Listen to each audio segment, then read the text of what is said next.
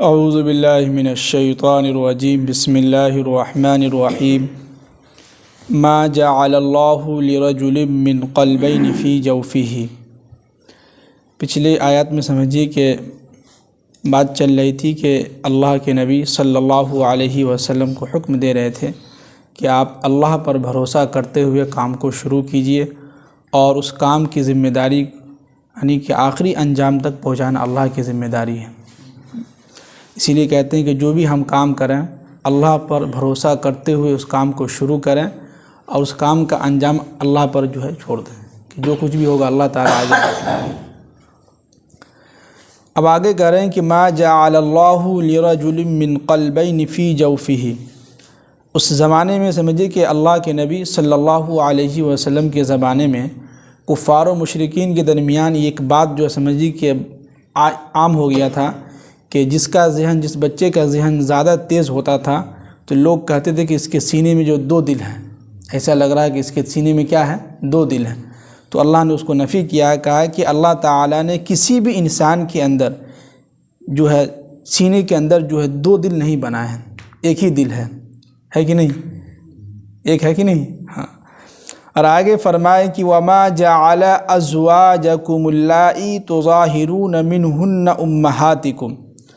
اور دوسری بات یہ بھی تھی کہ ان لوگوں میں کہ جو شخص اپنی بیوی کو یہ کہتا تھا کہ تمہاری پیٹھ ہماری امی کی طرح ہے، یعنی تشبیہ دیتے تھے اس سے، تو لوگ یہ سمجھتے تھے کہ جب یہ الفاظ ہم نے کہہ دیا تو میری بیوی میرے اوپر حرام ہو گئی، اور ظاہر سی بات ہے کہ جب ماں کے درجے میں اس کو دے دیا تو بیوی نہیں رہی، ماں بن گئی۔ تو ان لوگوں کے ذہن میں یہ بات تھی کہ یہ الفاظ بولنے سے میری بیوی ہمارے اوپر کیا حرام ہو گئی۔ تو قرآن نے اس کو نفی کیا کہ بولا کہ نہیں، ایسا نہیں ہوگا کہ وَمَا جَعَلَ أَزْوَاجَكُمُ اللَّائِي تُظَاهِرُونَ مِنْهُنَّ أُمَّهَاتِكُمْ، کہ تم جو کہتے ہو کہ میری بیوی کی پیٹھ میری ماں سے مشابہ ہے، ملتا جلتا ہے، تو وہ تمہاری ماں نہیں کہلائے گی۔ اس سے کیا ہوگا کہ تمہاری بیوی تمہارے پر حرام نہیں ہوگی۔ ایک تشبیہ ہے، لیکن یہ الفاظ بولنا نہیں چاہیے، اس سے منع کیا ہے گیا علماء کرام نے کہ اس طرح کی تشبیہ نہ دیں کہ میری اپنی بیوی سے کہے کہ تمہارا چہرہ میری ماں سے ملتی ہے، یا تمہاری پیٹھ میری ماں سے ملتی ہے، اس طرح کے مشابہ نہ دیں، کسی اور کے مشابہ دیں لیکن ماں سے اس کو تشبیہ نہ دیں۔ لیکن اس طرح کے الفاظ کہنے سے ایسا نہیں ہے کہ غلطی سے بھی کہہ دیے تو حرام نہیں ہوگی، وہ ایک غلط بات ہے۔ تو اس کو بھی اس زمانے میں یہ بات رائج تھی، عام تھا، تو لوگ اس کو اللہ تعالیٰ نے قرآن پاک کی آیت نازل کی اور اس کو ختم کر دیا، بائیکاٹ کر دیا۔ اب آگے یہ بھی کہا کہ وَمَا جَعَلَ أَدْعِيَاءَكُمْ أَبْنَاءَكُمْ، اور تم منہ بولے بیٹے کو اپنے باپ کے نام سے نہ پکارو۔ یعنی کہ ایک شخص ہے، اس کا سمجھیے کہ بچہ تھا، اب اس شخص چھوٹا بچہ تھا، اس کا انتقال ہو گیا باپ کا، اب اس بچے کو ہم نے اپنے پاس لے لیا، تربیت کرنے لگی، اس کی پرورش ہم کرنے لگے کہ بھائی اس کا بس بچے کا باپ کا انتقال ہو گیا، کوئی دیکھنے والا بھی نہیں ہے، اس کی کوئی پرورش نہیں کر رہا ہے، تو ہم نے اس کو لے لیا۔ اس کو کہتے منہ بولا بیٹا۔ تو اس کو اپنے نام کی طرف نسبت نہ کریں۔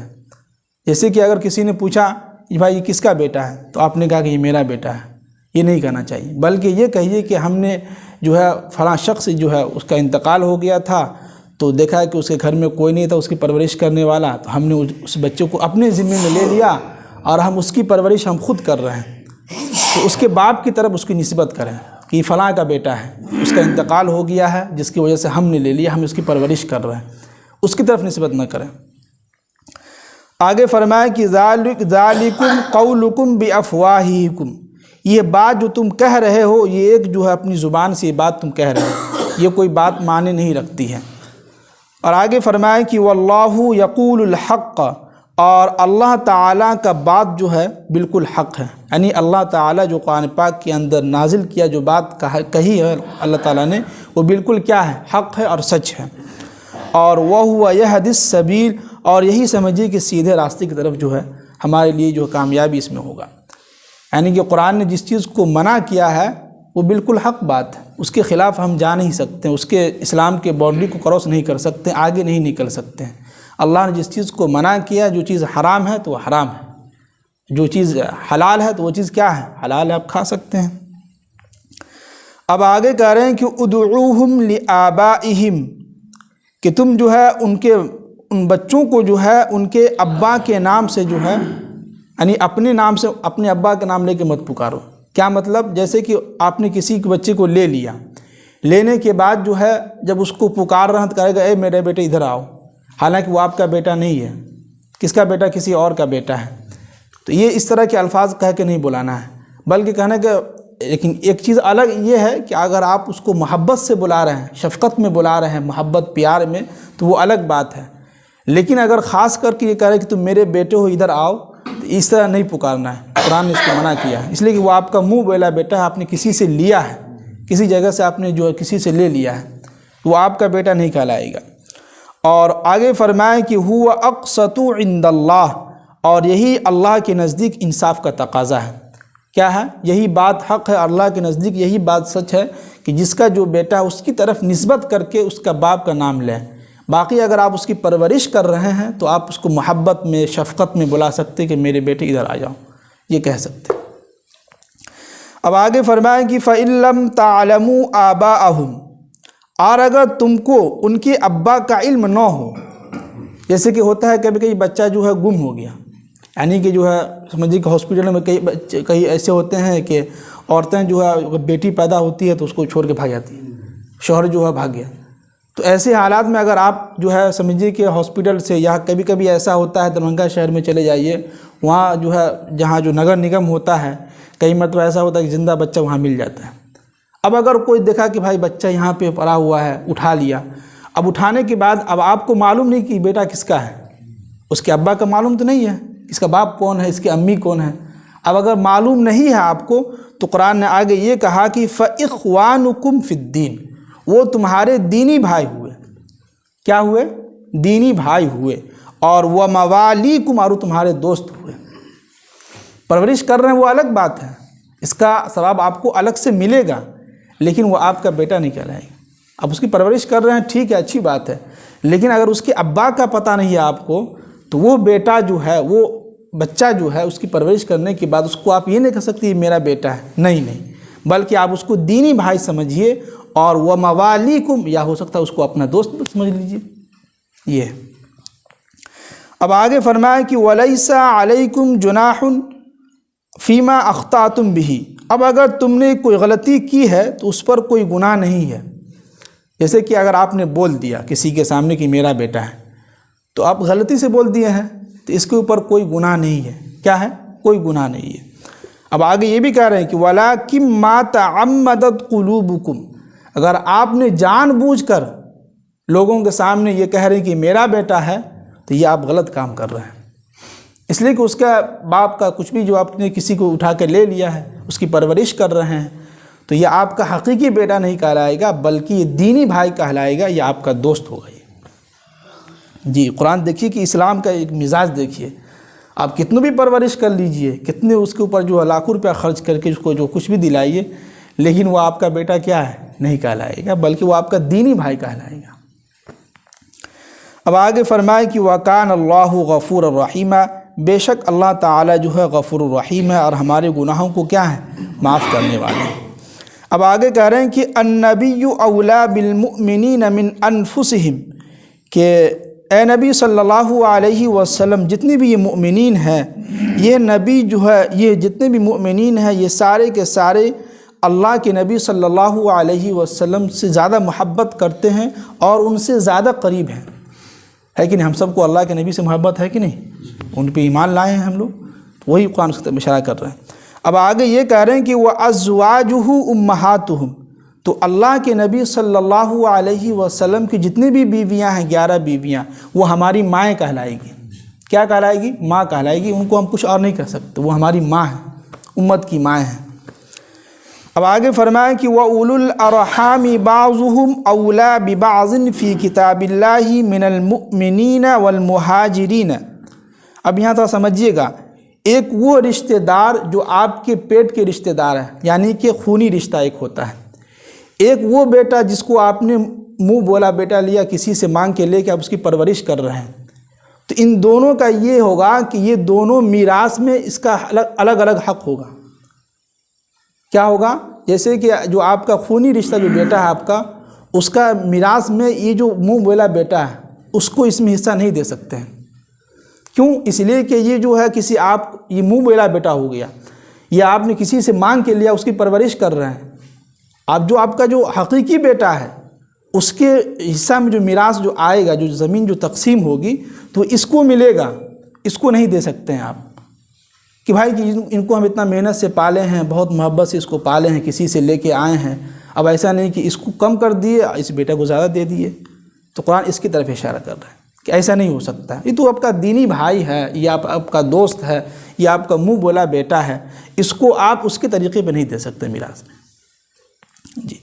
اور اس میں مومنین بھی ہے اور مہاجرین بھی ہیں، اس کو بھی جو ہم کیا کر سکتے ہیں، جیسے کہ کوئی مہاجرین ایسا ہے جو باہر سے جو ہجرت کر کے آپ کے گاؤں میں آ گیا، تو آپ ان کو اپنے جو ہے زمین میں حصہ نہیں دے سکتے ہیں کہ اپنے بیٹے کو نہیں دے کے اس کو دے دیے، نہیں دے سکتے۔ ہاں آگے قرآن اس کا بیان کیا ہے کہ الا ان تفعلوا الی اولیاءکم معروفا، ہاں یہ کہ اگر آپ اس کو دوست سمجھ کے مرنے سے پہلے وصیت کر کے جا رہے ہیں کہ دیکھو میرے بیٹے میرے مرنے کے بعد جو ہے یہ جو آدمی جو ہے باہر سے آیا ہے اپنے گاؤں میں اپنے محلے میں رہنے کے لیے، تو اس کو کچھ زمین دے دو گے تاکہ اس کو نیک بھلا ہو جائے، اپنا رہنے کے لیے جو گھر وغیرہ بنا لے، تو یہ الگ ہوگا۔ یہ کیا ہوگا کہ معروفہ، یہ آپ کی نیکی ہوگی، یہ آپ اپنے حق نہیں ہوا، یہ وصیت کرنا ہوا کہ آپ اپنے نیکی میں، اپنے اعمال میں کچھ نیکی جو ہے اپنے کھاتے میں جو کچھ نیکی لے کے چلے گئے۔ لیکن یہ نہیں ہے کہ جو ہے بغیر وصیت کے اور زبردستی جو ہے اپنے بیٹے سے کہا کہ تم اس کو دے، نہیں، بلکہ یہ کہہ سکتے دیکھو میرے بیٹے یہ جو ہے فلاں شخص جو ہے باہر سے آیا، ہجرت کر کے آئے، مہاجرین ہیں، تو اگر ان کو جو ہے میرے مرنے کے بعد جو ہلکا سا کچھ زمین کہیں کا بھی جو ہے اس کو دے دو گے تاکہ یہ جو ہے گھر بنا کے رہ سکتے ہیں، تو یہ ایک آپ وصیت کر رہے ہیں دوست کے طریقے پہ اور اپنے نیکی کے لیے، سمجھ رہے ہیں جی۔ آگے فرمائیں کہ کان ذالک فی الکتاب مستورا، اللہ تعالیٰ نے قرآن پاک کے اندر یہ باتیں جو ہیں محفوظ کر دی ہیں، لکھ دی ہیں، یہ باتیں کیا ہیں قرآن کے اندر لکھی ہوئی ہیں۔ اب آگے فرمائیں کہ وَإِذْ أَخَذْنَا مِنَ النَّبِيِّينَ مِيثَاقَهُمْ، اب اللہ کے نبی سے مخاطب ہے، کہہ رہے ہیں کہ اے نبی صلی اللہ علیہ وسلم، ہم نے تمام نبیوں سے جو ہے عہد لیا ہے، قسم لیا ہے کہ وَمِن کا، اور آپ سے بھی قسم لے رہے ہیں، وَمِن نُوحٍ، اور ہم نوح علیہ السلام سے بھی قسم لیے ہیں، وَإِبْرَاهِيمَ، اور ابراہیم علیہ السلام سے بھی قسم لیے ہیں، وَموسیٰ، اور موسیٰ علیہ السلام سے بھی قسم لیے ہیں، وَعِیسیٰ بن مریم، اور مریم یعنی عیسیٰ بن مریم جو ہے ان سے بھی ہم نے قسم لیا، یعنی عیسیٰ علیہ السلام سے، اور وَأَخَذْنَا مِنْهُمْ مِيثَاقًا غَلِيظًا، اور یہ جو ہم نے جو ہے عہد لیا ہے، یہ جو ہم نے جو وعدہ لیا ہے، ایک بالکل سچا اور ایک حق ہے، اور یہ حقیقت بات ہے۔ کیوں؟ اس لیے کہ لِيَسْأَلَ الصَّادِقِينَ عَنْ صِدْقِهِمْ، تاکہ کل قیامت کے دن اللہ تعالیٰ سچے لوگوں سے آپ کی سچائی کے بارے میں سوال کریں۔ کیا مطلب کہ جتنے بھی سارے نیک لوگ ہیں ان سے سوال کیا جائے گا کہ بھائی آپ تک جو ہے پیغمبر نے آپ تک جو ہے دین کی بات پہنچایا تھا کہ نہیں پہنچایا تھا، یہ مطلب ہے کہ ہم کل قیامت کے دن سچے لوگوں سے جو ہے آپ کے بارے میں سچائی کا جو ہے اس سے سوال کریں گے کہ آپ تک جو ہے نبی کا پیغام، ہمارا پیغمبر جو ہے تم تک پہنچا تھا کہ نہیں پہنچا تھا، اللہ کا کلام لے کے۔ اور آگے فرمائے کہ وَأَعَدَّ لِلْكَافِرِينَ عَذَابًا أَلِيمًا، اور ہم نے کافرین کے لیے، کافر لوگوں کے لیے بہت ہی دردناک عذاب تیار کر رکھے ہیں جی۔ کافر کے لیے کیا ہے؟ بہت ہی دردناک عذاب تیار کر رکھے ہیں۔ تو اس میں سمجھیے کہ جو ہے بہت ہی اہم بات بتلایا گیا ہے۔ ایک تو یہ کہ اس زمانے میں لوگوں کے اس میں جو ہے یہ بات عام تھی کہ بھائی جس کا بچہ زیادہ ذہین ہوتا تھا، زیادہ تیز ہوتا تھا، تو کہتا تھا کہ اس کے سینے میں 2 دل ہیں، تو قرآن نے کہا کہ نہیں، ہر ایک انسان کے سینے میں جو ہے ایک ہی دل ہے۔ پھر اس زمانے میں یہ بھی بات تھا کہ جو ہے لوگ یہ کہتے تھے کسی کو اپنے بیوی کے بارے میں کہ تمہاری پیٹھ جو ہے میری ماں سے ملتی جلتی ہے، تو لوگ سمجھتے کہ یہ ہمارے اوپر حرام ہو گئے، نہیں، لیکن نہیں، حرام نہیں، وہ تمہاری ماں نہیں کہلائے گی۔ اور یہ بھی ہے کہ اپنے جو کسی کو جو منہ بیلا بیٹا جو بناتے ہیں تو اس کو اپنے باپ کی طرف نسبت کر کے نہیں بلا سکتے ہیں، بلکہ وہ آپ کا دینی بھائی کہلائے گا یا آپ کا دوست کہلائے گا جی۔ باقی ایک چیز ہم دیکھیے ہمیشہ کہتے رہتے ہیں کہ اس دنیا کے اندر نماز، روزہ، زکوٰۃ، صدقہ تو اللہ کا شکر سب لوگ کر ہی رہے ہیں، لیکن اپنی زندگی کے اندر اچھے اخلاق پیدا کیجیے، تھوڑا سا دل کے اندر نرمی لائیں، سخت جو ہوتا ہے نا، سخت دل جو ہے کس کی وجہ سے ہوتا ہے؟ ایک وجہ ہم نے کتاب کا مطالعہ کیا صبح میں، تو یہ کہ جو لوگ زیادہ کثرت سے گناہ کرتے ہیں اور توبہ کرنے کی امید میں کیا کرتے ہیں، گناہ کرتے رہتے ہیں، کل توبہ کر لیں گے، کل توبہ کر لیں گے، کل توبہ کر لیں گے، ایسے لوگوں کا دل سخت ہو جاتا ہے، ان کے اوپر کوئی بات اثر نہیں ہوتی ہے۔ تو نماز روزہ تو اچھی جگہ ہے، یہ اللہ کا حق ہے، لیکن حقوق العباد جو ہے، بندوں کا جو حق ہے، اس میں یہ بھی کسی کو تکلیف نہ پہنچائیں، ہے کہ نہیں؟ یہ سب سے اہم ہے۔ کسی کو جو ہے، ہماری کوشش یہ کریں کہ ہماری ذات سے کسی کو کیا ہو، تکلیف نہ پہنچے، یہ سب سے اہم ہے۔ یہ اچھے اخلاق ہے، اچھے اخلاق بتلائے ہی ہیں کہ اگر آپ کے اچھے اخلاق ہوں گے تو آپ کے جانے کے بعد لوگ جو آپ کو یاد کریں گے، ہر جگہ یاد کریں گے، فلاں شخص ایسا تھا، اس کے اخلاق اچھا تھا، بہت نیکی کرتا تھا، وہ لوگوں کے ساتھ اچھے سے بات کرتا تھا، لوگوں کو زیادہ پریشان بھی نہیں کرتا تھا۔ تو یہ چیزیں ہیں، تو اپنے اندر اخلاق پیدا کریں۔ اللہ تعالیٰ ہم سب کو عمل کی توفیق نصیب فرمائے، آمین۔